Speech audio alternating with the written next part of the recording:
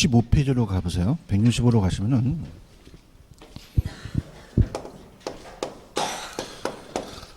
우리가 이제 도시 공간 구조론이라는 게 있어요. 구조론이라는 게 있는데 도시가 성장을 하면서 어떤 모습을 이제 보이느냐. 근데 아까 튜넨이라는 학자 아시죠? 튜넨이 이제 여기에 영향을 줘요. 튜넨이. 그래서 안쪽일수록 집약적이고 바깥으로 나갈수록 조방적이죠. 그래서 이제 안쪽은 지대가 낮아요, 지대가 높아요. 높고 나갈수록 지대가 낮죠. 근데 얘가 하나 단점은 교통이 발달했다, 발달하지 않았다. 우마차 시대죠. 나갈수록 수송비가 많이 들어가죠. 많이 들어가서 수송비가 많이 들어가고 안쪽일수록 수송비가 절약이 돼요. 그러면 얘는 아까 리카도는 그냥이었어요, 비옥도였어요. 그러니까 농경사에서는 비옥도인데 현대는 비옥도가 중요해요, 접근성이 중요해요. 그러니까 얘가 도시에 영향을 줬다는 얘기죠. 얘는 농업인데 그럼 요 농업입지론을 받아들인 거죠. 누가 받아들였냐면 버제스라는 학자가 받아들였어요. 그죠? 그래서 우리가 어떻습니까? 버제스의 동심원이라고 돼 있죠. 동심원. 그래서 얘도 띠를 형성하면서 동심원을 이룬다는 얘기죠. 그래서 1925년에 이 버제스가 이 시카고의 대학의 이제 사회학자였어요. 그러다 보니까 이제 침입 경쟁 천의에 대한 생태학적 관점으로서 본 거죠. 생태학적. 그럼 우리가 그 그림이 하나 있을 거예요. 넘겨보세요. 넘기시면은 지금 그림이 하나 있어요? 그래서 이제 중심 업무 지구가 안쪽이 중심 업무 지구예요. CBD라고 하죠. 그래서 모든 업무가 여기다 모여 있다는 거죠. 그럼 지대가 낮다, 지대가 높다. 놓고 접근성이 좋죠. 접근성이 좋고 인구 밀도도 높아요. 그러다 보니까 사람들이 다 모인단 말이에요. 근데 너무 포화 상태가 되다 보니까 특히 공장이 여기 있을 수가 없어요. 그래서 튀어나간다 해서 이 저자가 뭐라고 되어 있냐면 천이라고 되어 있나요? 천이가 옮길 천자죠. 그래서 천이로 이제 이쪽으로 가서 천이가 되고 이제 전이한다는 말을 쓰죠. 근데 이거는 보통 요즘은 점이라고 나와요. 뭐라고 나온다? 점이. 점이지대는 뭐냐면 여기에 공장이 있으면은 여기 소득이 낮은 사람들이 있죠. 그래서 이 사람들이 아예 주택지를 형성 못하면서 우리가 빈민가가 좀 형성되면서 좀 어떤 판잣집에 살아요. 그러면 어떻다? 여기 공장이에요, 주거지에요, 혼합돼 있어요. 그러니까 점이가 혼합돼 있다는 거거든요. 그러다 보니까 여기 있는 애들이 조금 소득이 많아지면은 그냥입니까? 주거지역으로 갑니까? 그럼 3번이 보시면 저소득에 대한 주거예요. 지금 보고 있어요? 저소득. 근데 고소득은 고소득 지대는 공장하고 멀리 있으려고 하죠. 그럼 얘는 조금 먼다는 게 나타나죠. 지금 저소득이 있고 고소득이 좀 나가 있는 거죠. 그렇죠? 나가 있고 그 다음에 안쪽은 땅값이 비싸니까 직장을 주기가 어렵죠. 그러니까 주거지를 외곽으로 나누는 직주분리 현상이 나타나요. 그래서 위성도시에 대한 통근자 지대가 생기는 거죠. 이해 가셨습니까? 그래서 이제 이게 순서가 나오는데 제가 중심에 중자 동그라미 치고 전자 동그라미 치라 그랬죠. 근데 전이보다는 천이하고 점이가 나와요. 그 다음에 저소득이 있고 고소득이 있고 통근자가 있죠. 그래서 따라서 중전. 주상의 와이프예요. 근데 개론을 배우는데 너무 학자 이름이 많아. 고통스럽죠. 그래서 따라서 중전. 저 고통스러워요. 개론이 버거워요. 버거워 이렇게 가는 거죠. 자 그러면은 중요한 거는 저소득은 그냥 있어요. 점이 옆에 있어요. 그럼 저소득층들은 어떤 고용계가 많은 쪽으로 도심 쪽으로 가려고 하죠. 양호한 거, 접근성이 양호한 경우 이렇게 보고 고소득은 그냥입니까? 떨어져 있습니까? 떨어져 있기 때문에 얘 나가 있다고 지금 시험에 나와요. 그러면 안쪽으로 갈수록 지대, 접근성, 인구 밀도가 많아진다는 건 아시겠죠? 근데 환경이 좋다 안 좋다? 안 좋아요. 그럼 안쪽으로 갈수록 범죄라든지 빈곤이라든지 질병 문제가 적어진다 많아진다? 많아진다는 거죠. 이해 가셨죠? 그럼 전 페이지 가보세요. 가시면은 동심원 버제스의 누구 이론을 따왔어요? 그럼 티넨의 농촌 토지용을 구조를 도시 토지용의 구조에 적용했죠? 이게 밖에서 나왔었거든요. 시험 문제 한번. 그다음에 1920년도에 시카고 대학의 사회학자예요. 얘가 시카고를 연구했는데 3번에 보시면은 자 어디가 지금 우리가 딱 보니까 공장이 2번 지구에 침입을 했죠. 그다음에 또 다르게 바뀌어서 계승을 하고 천이해서 이렇게 생태학적 관점이에요. 무슨 관점이다? 생태학적. 이해하셨습니까? 그래서 시험 문제가 천이하고 계승에 대한 경쟁 뭐 이런 것들을 생태학적 관점 나오면 누구 찍으셔야 돼요? 버제스의 동심원이론 찍으셔야 돼요. 맞아요? 그래서 어떻게 보시냐면 따라서 버스 타고 동심 찾아 생태계로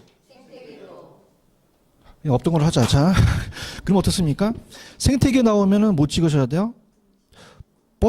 버제스의 동심원의 그 다음에 생태계죠. 이렇게 해서 보시면 되고 그 다음에 제가 지금 1번서부터 쭉 얘기했죠. 통문제까지 넘겨볼게요. 넘기시면은 내용으로 보시면은 내용에 가시면은 1번 이건 가장 오래된 실질적 모형이라는 건 이해 가시겠죠? 그럼 3번에 시험 문제 나와. 3번의 별표. 그러면은 도시는 그 중심지에서 동심원상으로 확대되기 때문에 중심지에서 멀어질수록 접근성 지대 인구 밀도는 그냥요 낮아져요. 낮아지고 범죄, 인구 이동, 빈곤, 질병도 도시 문제가 적어지겠죠. 그다음 비판은 이제 1번에 지나치게 단순한 이론이고, 근데 얘는 교통의 발달을 고려했다, 고려하지 못했다. 그러면 3번에 가시면은 도시는 주요 도로망에 따라 토지용 형태가 지가가 달라질 수도 있죠. 그래서 이제 나온 게 호이트예요. 자, 호이트의 선형이론이라는 게 나와요. 선형이론. 자, 선형이라는 것은 자 1939년에 얘기하는데 그림을 한번 볼게요. 오른쪽에 그림이 하나 보여요? 이게 이 선자가 부채 선자야. 무슨 선자? 그러니까 모양이 부채꼴 모양 같이 생겼다는 거예요. 부채꼴이나 교통축, 교통망에 따라서 가는데 오른쪽에 그림을 보시면 1번 있어요. 1번이 CBD예요. CBD 중심 업무지구. 그다음에 이제 중요한 것은 거기에 5번 지구가 있죠. 5번이 그냥입니까? 고급입니까? 고급. 그럼 고급은 교통축에 멀리 있으려고 그래요? 가까이 있으려고 그래요? 그러면 접근성이 양호한 곳에 가죠. 그러면 지대가 낮은, 지대가 높은 애들이 차지할 수 있다는 거죠. 그러면 지대에 따라서 소득에 따라서 이 위치를 차지할 수 있다는 자체예요. 그 다음에 이제 3번 지구가 저도둑이라면 떨어져 있고요. 그 다음에 3번 옆에는 중급이 있고, 그 다음에 어떻습니까? 3번에 대한 2번은 이제 경공업이고, 3번이 이제 우리가 저급이고, 중급이 있다 이렇게 가는데, 자, 얘는 가장 중요한 게 시험 문제에 부채꼴 나오면 무슨 이론? 누구? 교통축이에요. 맞아요? 그래서 따라서 부채 들고 호잇 이렇게 하실 수 있겠어요? 이렇게 환호가 없지? 미치겠네. 하면 안 되겠다. 부채 들고 누가 이겼어? 호이트. 그죠? 부채가 그냥이야, 선형이야. 1939년 호이트 있죠, 그죠? 그래서 미국의 142개 도시를 대상으로 해서 선형이론은 동심원인을 수정 보완함으로써 제일 중요한 게 그냥이야 도시 목적이 교통축이야. 쭉. 그 다음에 세 번째 줄에 보시면 부채꼴이라고 돼 있죠. 그러면 교통축, 교통망, 부채꼴 나오면 선형 찍으셔야 된다는 거예요. 그 내용을 보시면은 2번 별표 맨 밑에 도시 주공간의 유형을 결정하는데 가장 중요한 게 그냥입니까? 주택 가격이 지불 능력입니까? 그러니까 고소득층이 차지할 수 있다는 거죠. 소득에 따라서. 그래서 3번에 가시면은 고급은 접근성이 양호한 교통축에 멀리 있다 가까이 있지 않다. 중급은 고급 옆에 있고 저급은 반대 있죠. 그 정도만 보시면 돼요. 그 정도 보시고 뭐 비판은 뭐 고급 주택을 너무 지나치게 강조했다는 건데 참고만 하시고 다핵심이라는 게 있나요? 다핵심은 1945년에 자 다핵심 이론이라는 게 만들어져요. 누가 얘기했냐? 해리스하고 울만이 얘기합니다. 다핵심은 핵이 하나다, 핵이 여러 개다. 여러 개예요. 그러니까 뭐냐면 얘네들은 중심 업무지구가 딱 하나밖에 없다고 그러죠. 근데 요즘은 도심만 있어요. 신도시도 생겨요. 그러니까 부도심들이 생긴다는 거죠. 핵이 여러 개 생긴다는 얘기예요. 그래서 옛날 애들은 단핵을 얘기했는데 얘는 단핵이다, 다핵이다. 다핵을 얘기하고 그 다음에 옛날에는 소도시예요. 근데 소도시다, 이건 대도시다. 대도시고 옛날에는 오래된 도시예요. 가장 오래된 도시 대 여기 신도시를 얘기하죠. 그래서 도심만 있는 게 아니라 여러 부도심이 있다는 건데 얘는 뭐가 나오냐면 같은 업종끼리 모이고 다른 업종끼리 흩어져요. 그럼 같은 업종끼리는 그냥입니까? 유사활동입니까? 그러면 우리가 어떻습니까? 유사활동할 애들은 같이 모이죠. 그럼 동종이에요. 동종. 동종은 같은 업종이거든요. 그죠? 유사. 그럼 유사활동할 애들은 분산해야 돼요. 모여야 돼요. 모여. 집중이라든지 집적. 집이 들어가야 돼요. 집적이라든지. 그래서 이렇게 되고 양립을 해야 됩니다. 입지적 양립. 입지적 양립을 해서 서로 모여 있는 거고. 근데 다른 업종들은 흩어져야 되죠. 그럼 동종이 아니라 이종 업종. 이종은 다른 업종이에요. 그럼 다른 업종들은 모여 있는 게 나아요? 분산하는 게 나아요? 분산하는 게 낫죠. 그럼 이건 입지적 양립이다, 비양립이다. 비양립 속으로 가는 거죠. 이해 가셨어요? 그래서 어떻게 암기하시냐면 얘네들은 핵이 하나밖에 없죠. 그러면 그냥이야 한 명밖에 없어. 근데 한 명이야 두 명이야. 그럼 해리수 울만 나오면 단핵 찍어 다핵 찍어. 어떻게 알았어? 그 다음에 동종은 모여 있어야 되죠. 이종은 분산하면 되는 거야. 알겠죠, 그죠? 그래서 가볼게요. 다핵심 있어요? 다핵심은 도심의 하나의 중심이다, 여러 개의 핵이다. 여러 개의 중심이 되고 1945년 해리수와 울만이 얘기를 했죠. 그 밑에 가시면 핵의 성립 요건은 그냥 찍어줄게. 이번에 가시면 유사업종 있어요? 어떻게 해야 돼? 집중, 모여 있어야 돼. 동종업종은 집중을 해야 되고 서로 업종 간에 서로 분리하여 입지하려는 분산이 있죠. 이거는 이제 분리해서 분산해서 이건 이종업종은 분산해야 된다는 거죠. 아시겠습니까?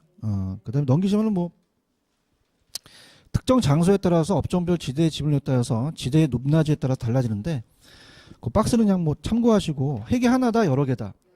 그럼 1번만 아니라 7번도 있죠. 부도심이 또 생길 수가 있다는 얘기죠. 그래서 이 선형과 우리가 동심원을 완전히 배타한 게 아니라 보완해서 만들었다. 그렇게 보시고 4번 문제를 풀어보세요. 프린트 4번.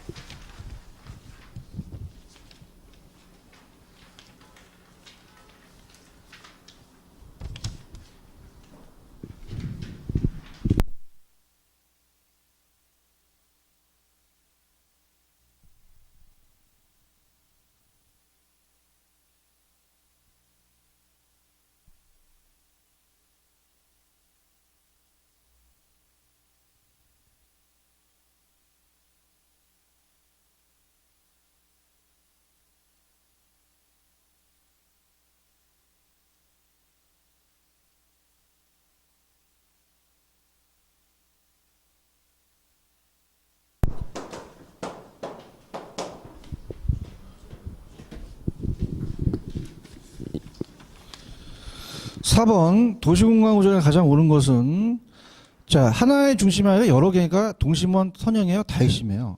다핵심이고 2번이 맞죠. 호이트는 선형이론은 주택 지분이 높을수록 고용계가 많은 도심 지역과 적어서 양호한 지역에 주거를 입지하려고 하죠. 맞고요. 동심원은 중심지에 가까울수록 그 아까 점이가 환경이 안 좋았잖아요. 그럼 범죄, 빈곤, 질병이 많아지는 경향을 보이며 그렇죠? 적어지는 많아지는. 근데 뒤에 지문은 맞아요. 저소층은 고용기회가 많은 도시인가 적극성이 양호한 지역의 주거를 선정하려고 하죠. 맞습니까? 그다음에 버제스의 동심원은 아까 중전 저고통이 있었죠. 그러면 점은 맞는데 고소득과 저소득이 바뀌었죠. 바뀌었고요. 그다음에 5번은 해리수와 올만한 다익이죠. 유사활동은 분산해야 돼요. 집중해야 되죠. 집중해야 되죠. 적도 맞고 집중도 맞고 이질은 다른 업종이잖아요. 그럼 입지적 비양립은 맞죠? 이렇게 보시면 됩니다. 이해 가셨어요? 자 보시고 됐습니다. 정답 몇 번? 2번. 자 넘어갑니다. 자 입지 파트로 갈게요. 페이지로 가시면 146으로 갑니다. 146에 공업 입지론 들어갑니다. 자, 얘는 이제 출제 빈도가 그렇게 높지는 않아요. 그래서 자, 최소 비용 이론을 주장한 학자가 베버입니다. 누구라고요? 베버. 비용이 많아야 돼요? 비용을 적게 들어가야 돼요? 그러니까 튜닝 기억하시죠? 수송비를 강조했어요. 수송비. 그래서 우리가 수송비를 제일 강조합니다. 수송비. 제일 강조. 수송비라는 것은 자, 우리가 운송을 하게 되면 그됩니까? 무게가 나갑니까? 거리가 있죠. 그 무게가 많이 나가야 돼요? 좀 적게 나가야 돼요?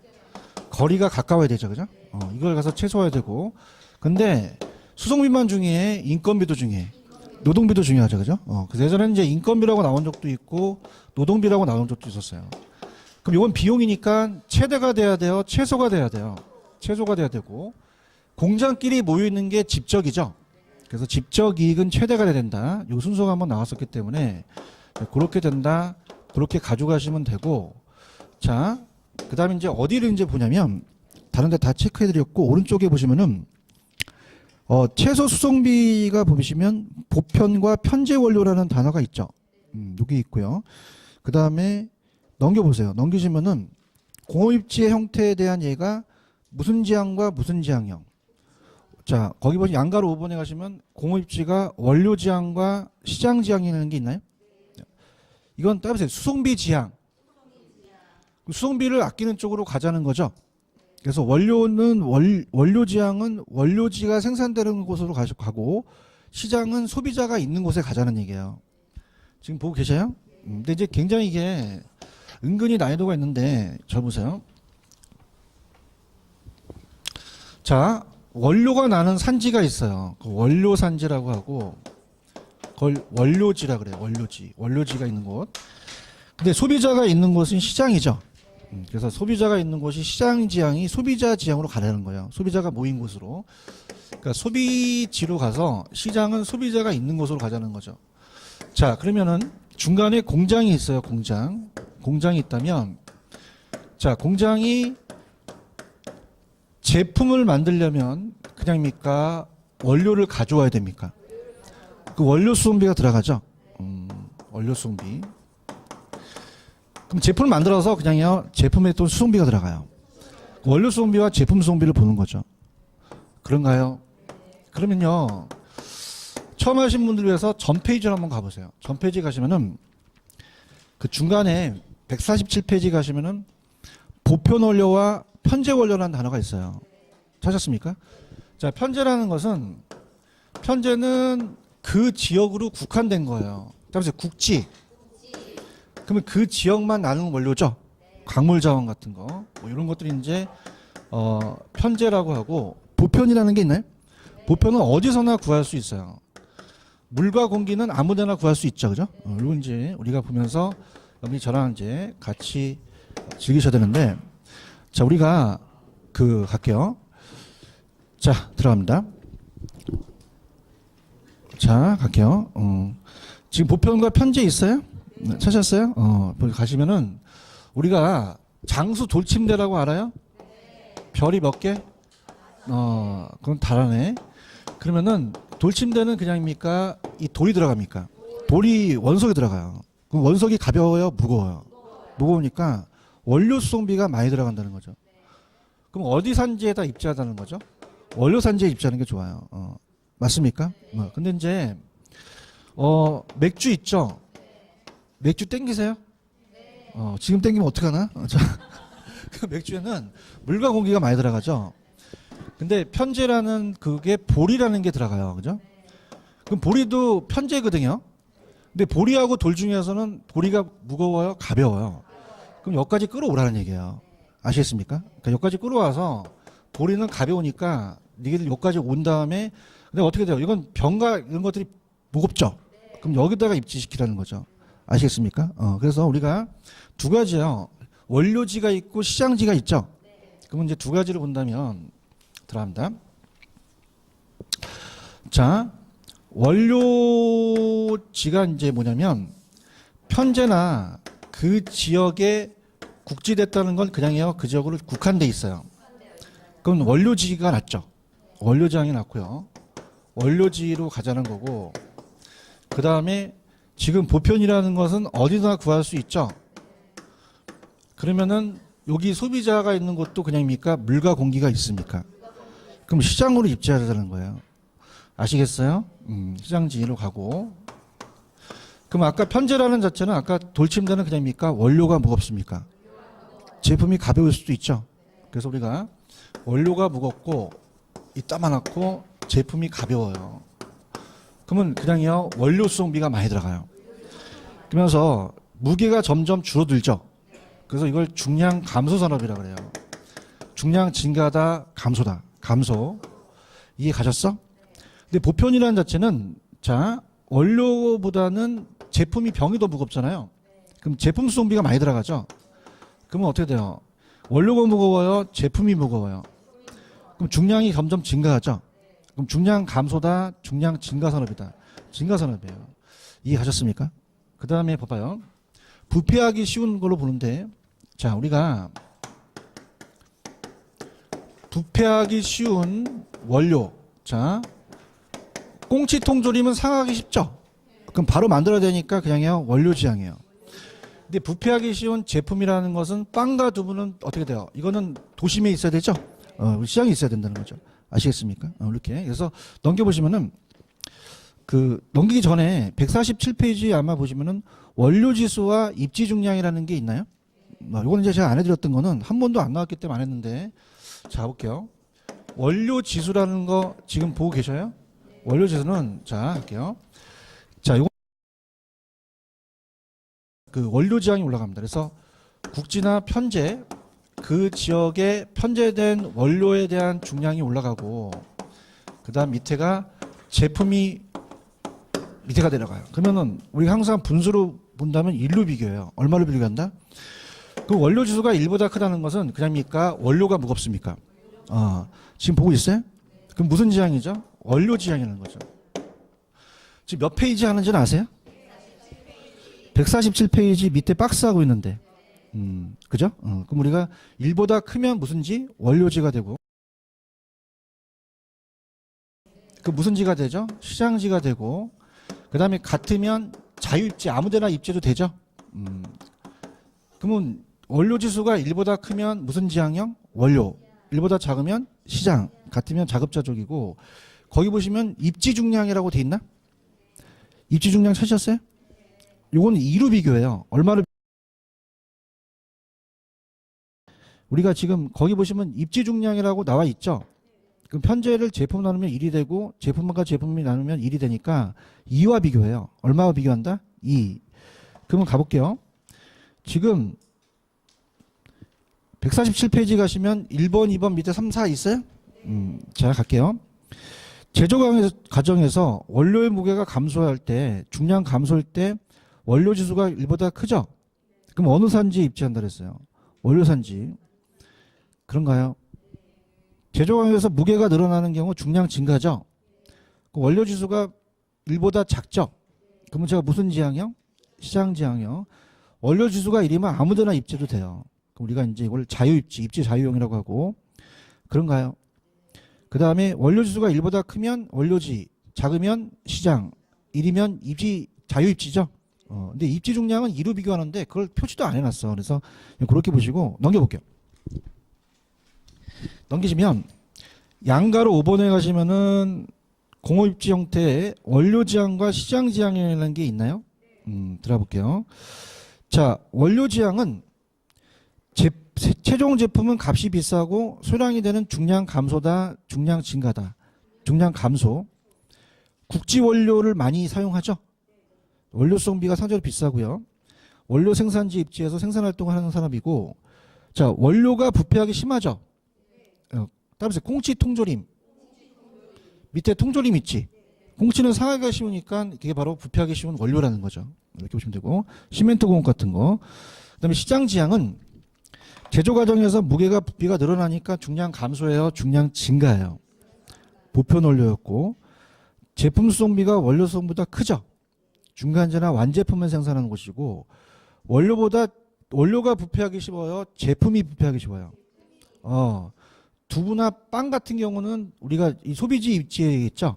이런 것들, 청량음료나 맥주 같은 거 그렇게 보시면 됩니다. 이해 가셨어요?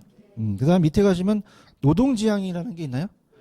노동지향은 그냥입니까? 노동비가 중요합니까? 노동비. 생산비 중에서 많은 비중을 차지하는 사람이 노동비 쪽으로 가자는 거죠. 그다음에 이번에 섬유, 피복, 신발 같은 경우는 자, 이런 거는 이제 두 번째 보시면 그 임금이 좀 저렴한 곳에 가야겠죠. 이런 것들. 그다음에 오른쪽 가시면 집 쪽으로 가볼게요. 집적은 그냥 있어요? 모여 있어요? 그럼 1번이 별표. 수송비 비중은 적죠. 근데 기술 연관성이 높은이라는 단어 있어요?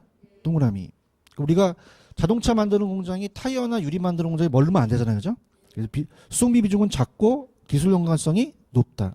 그래서 이 원료 공급지나 소비지 시장에 입지해야 된다. 서로 비용 절감을 갖고 온다. 이렇게 해서 뭐 집적한다. 이렇게 보시면 되고요. 이번에 자동차 산업이 다 그거고 자유 입지는 거의 안 나와요. 그냥 아무데나 입지해도 되고 중간 지향이라는 게 있어요. 중간 지향은 자 우리가 만약에 예를 들어서 원목을 인도네시아에서 수입을 해서 배로 오게 되면 트럭으로 실리게 되면은 우리가 수송비가 많이 들어갈 수 있죠. 그럼 그냥입니까? 수송수단을 바꿉니까? 그러면 주로 대량의 원료를 수입할 때 총 운송비가 최소인데 수송 적한 지점이라는 게 있죠. 중간에 바꾼다는 얘기예요. 그러면 가장 키포인트는 그냥입니까? 수송수단이 바뀌는. 요런 게 나오면 중간 지향 찍으시면 돼요. 아시겠죠? 그다음에 레시의 최대 수요 이론이라는 게 있어요.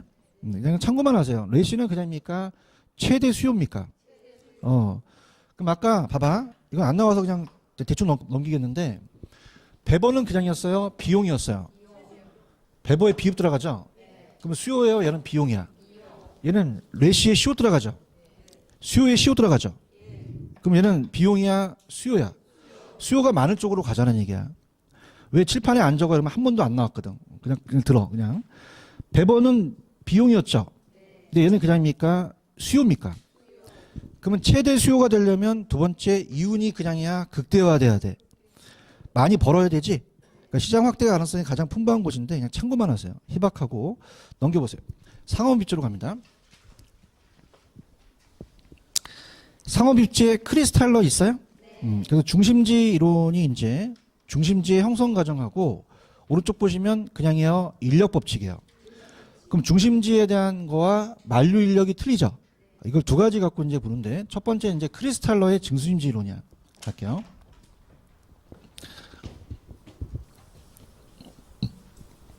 자, 그냥 제가 크시라고 할게요. 뭐라고? 그럼 크리스탈러로 언제 적어줘? 크리스탈러 그지?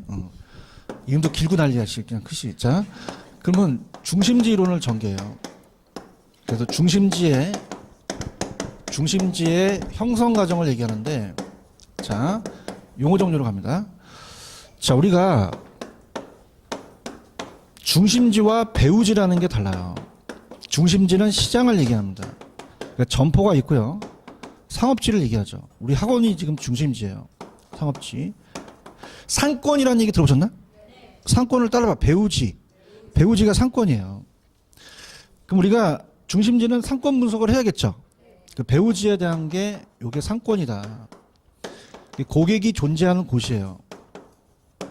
그럼 상권이 적은 게 좋아요? 면적이 큰 게 좋아요? 그리고 인구 밀도가 높아야 되죠. 그걸 파악한다는 거죠. 중심지는 이 배후지에 제어와 서비스를 제공하는 이 중심지가 되는 거죠. 맞아요? 그럼 학원이 배후지야, 중심지야? 여러분이 계신 곳이 배후지라는 거죠. 맞습니까? 그럼 너는 여러분한테 재화를 공급해요? 서비스를 공급해? 이 장소가 되는 거지. 예? 그럼 얘가 중심지가 성립되려면 먹고 살아야 되죠? 그럼 성립 요건이 있어요. 성립 조건. 먹고 살아야 되니 갑돌이가 여기다 슈퍼를 차려요. 그럼 최소한 현상 유지는 안 해야 돼? 현상 유지는 해야 돼. 이걸 따보세요. 최소 요구치. 다시 무슨 요구치? 최대야 최소야. 이 정도는 나와야 된다는 거죠. 요구 수익률이라는 거 기억나세요? 요구 수익률은 최대였어요. 최소. 최소 내 요구 정도만 들여져야 하는 거야. 아시겠어요? 그래서 무슨 요구치? 그러니까 최소 요구치라는 거죠. 그래서 난 100명 정도 와줬으면 좋겠다 라고 해서 이 정상률을 벌 수 있는 최소 요구 범위를 얘기를 해요. 근데 도와줘야 돼 이게. 그래서 도와줘야 되는 범위가 따라서 재화의 도달 범위. 짜장면도 배달 거리가 있죠. 그래서 재화의 도달 범위예요. 재화의 도달 범위. 자, 여러분이 봐봐. 여기 근처에 큰 마트가 무슨 마트가 있어요? 이마트 있어요? 그럼 여기 이마트까지 저기 울산까지 가진 않죠? 그럼 가겠다는 통행 거리가 있다는 거죠. 최대한. 맞아요? 그래서 이거는 최대 가겠다는 통행 거리를 얘기를 해요. 그럼 우리가 100명 와줘야 돼요? 더 와줘야 돼? 그럼 상권이 더 멀어야 되죠? 그럼 얘가 더 범위가 넓어야 된다는 거예요. 알겠어요? 그럼 최소 요구치가 얘 안에 있어야 되죠? 얘기 좀 해주세요. 그러면 성립 조건은 재화의 도달 범위가 최소 요구치보다 작아야 된다? 커야 된다? 커야 되죠. 이해 가셨죠? 최소 요구치보다 커야 된다. 최소 요구치보다 커야 된다는 거죠. 근데 지금 시험 문제가 우리가 요거는 이 재화의 도달 범위도 한계가 있겠죠. 그럼 이거는 따라서 수요가 제로. 일이야 제로야.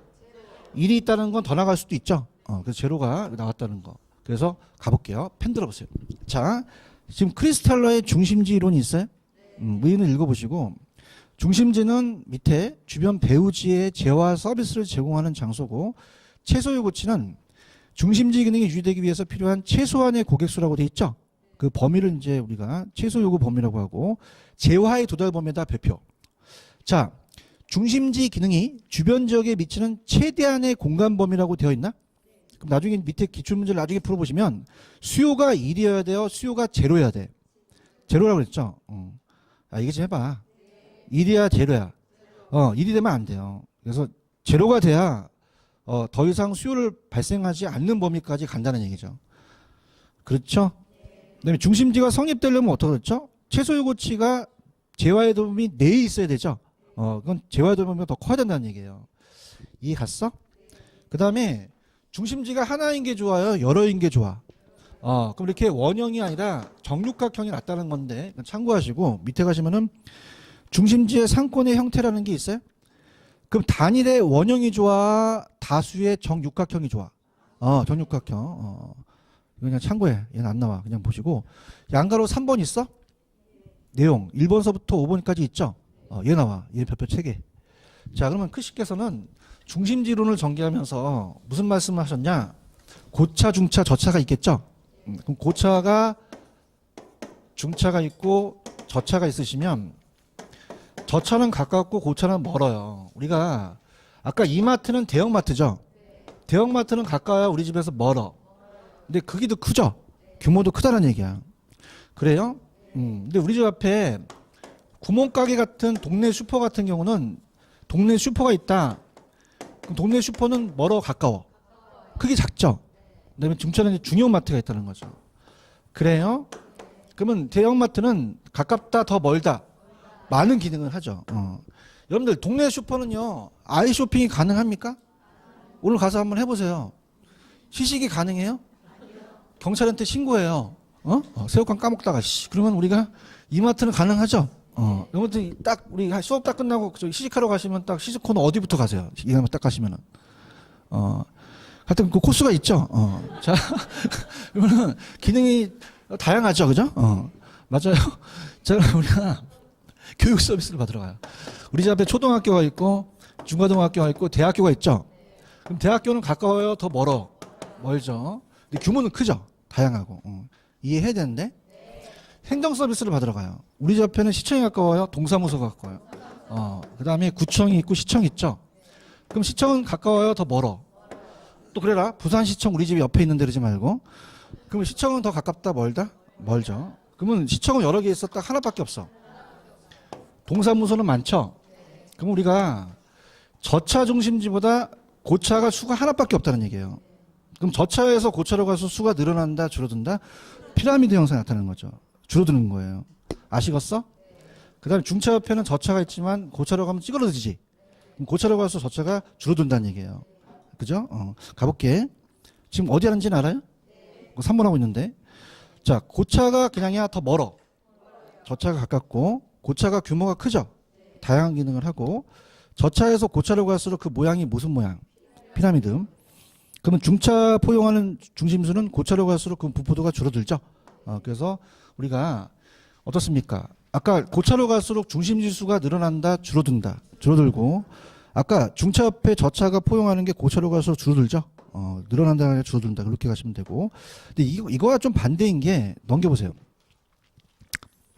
허프 이론이 좀 반대인 게 있거든요. 허프.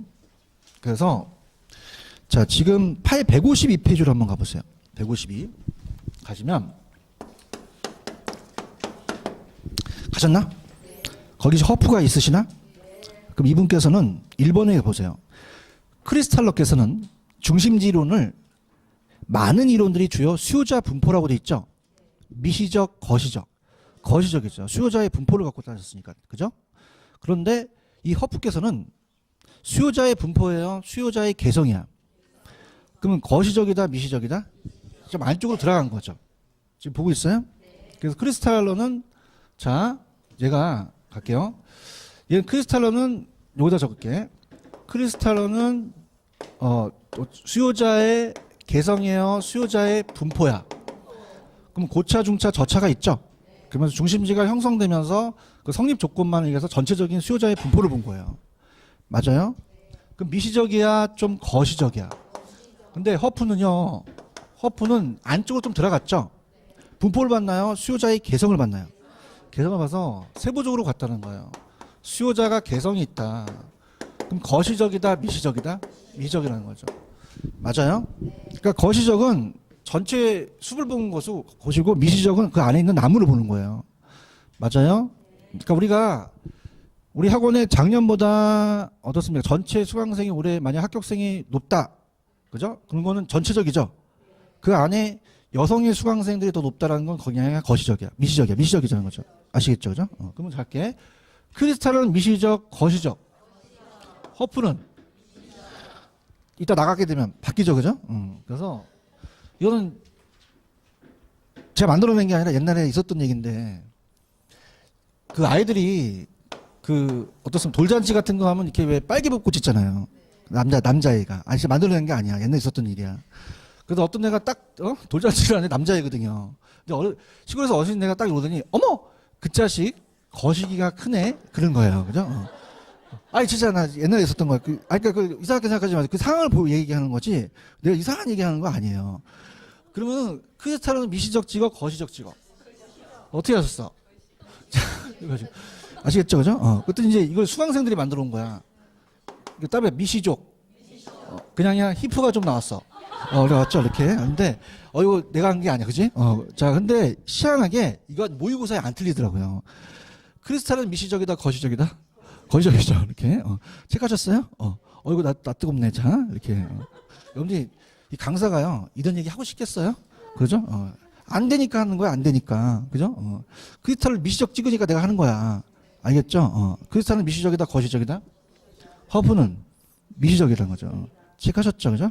그래서 곧 얘기한 이제 크리스탈러 이론이 이제 허프로 간 거예요. 아시겠죠? 그 허프 이론이 오른쪽 가보세요. 153페이지로 가시면은 양가로 3번에 가시면은 밑에 동그라미 1번 있어요? 이게 그 크리스탈러가 아니라 허프의 중심지 이론이에요. 자, 우리가 소비자라면 여러분들 저랑 소비자라면 멀리 있는 걸 원해요? 가까이 있는 것을 원해요? 찾았습니까? 그다음에 적당한 거리에 고차가 있으면 저차를 지나칠 가능성이라고 나와 있어요. 그러니까 이렇게 됩니다. 나중에 한 15회 때 나왔던 기출 문제인데 허프라는 애가 뭘 얘기하냐면 다목적 구매 여행이라는 걸 얘기해요. 무슨 구매 여행? 다목적 구매 여행. 나중에 기출 문제 나와요. 그러니까 얘가 있을 때는 아직 점포가 발달되진 않았죠. 얘기해봐요. 얘가 있을 때는 이마트가 있을까 없을까? 없고 아무것도 없었어요. 근데 얘가 있을 때 이제 고차라는 거와 저차라는 건 있었겠죠, 그죠? 그러면 고차는 그냥 멀리 있어. 저차는 가까이 있죠. 근데 지금처럼 요거 동네 슈퍼고 이게 이마트란 얘기예요. 그 동네 슈퍼에 파는 상품이 그냥입니까? 한정돼 있습니까? 한정돼 있죠. 우유라든지 빵이라는 걸 팔잖아요. 근데 이마트는 그냥 냉장고도 팔아요. 여러 가지 팔죠. 그럼 우리가 이마트 가려면 껌 하나 사러 이마트 가요? 아니죠. 얘가 이걸 얘기하는 거예요. 따라서 다목적 구매 여행. 그럼 우리가 적당한 거리에 고차가 있죠? 그럼 저 차를 지나칠 가능성도 있다는 얘기예요. 무슨 여행을 떠나기 위해서. 다목적 구매. 맞아요? 그래서 여러분들 이제 만약에 이마트 가시면 그냥요 카트를 끌어요. 그냥요 이게 쌓아요. 무슨 목적에? 다목적 구매였죠. 아시겠습니까? 그래서 오늘 가셔서 남편분이 어머 여보 이마트 가자 그러면 어머 무식해 다목적 구매 여행을 떠나자 이렇게 얘기하세요. 자 그러면은 지금 어디 하고 있는지 알아요? 2번 있어요? 그럼 적당한 거리에 고차가 있죠? 그럼 얘는 다목적 구매 여행을 하고 싶죠? 그럼 인근의 저 차를 그냥에다 선택한다 지나칠 가능성이 있다. 이건 허프다 크리스탈로다. 지금 뭐 하는지도 모르고 허프잖아요. 맞아요? 그럼 아까 크리스탈로하고 바꿔낼 수도 있다는 얘기예요. 이해가셨어? 근데 고차일수록 또 수동 가능성이 더 확대된다는 건 당연한 거고 여기까지 가셨죠? 그 다음에 151페이지로 한번 가보세요. 151페이지 가시면은 자 다음에 소매 인력, 만류 인력, 만류 인력이라는 거 배우셨어요? 그냥 배웠다 그래 학교한테 그죠? 엄마 안 배웠다 그러면 안 돼. 인력은 끌어당기는 힘이 있거든요. 근데 중심지론이 아니라 중력모용을 얘기해요. 이해하셨습니까? 그러니까 여기서부터는 중심지론이다, 중력모용이다. 중심지론은 끝나고 중력모용으로 가버려요. 물체끼리는 그냥요 끌어당긴 힘이 있죠. 그래서 물체끼리는 끌어당긴 힘이 있기 때문에 어떻게 돼요? 두 물체의 질량 공유 비례하고 거리 제곱은 반비례한데 그럼 네일리가 있고 넘겨보세요. 누가 있어요? 또 컨버스가 있고 그다음에 허프가 있죠. 찾았습니까? 좀 쉬었다 가야 될 것 같은데요. 좀만 쉬었다 가겠습니다. 쉬십시오.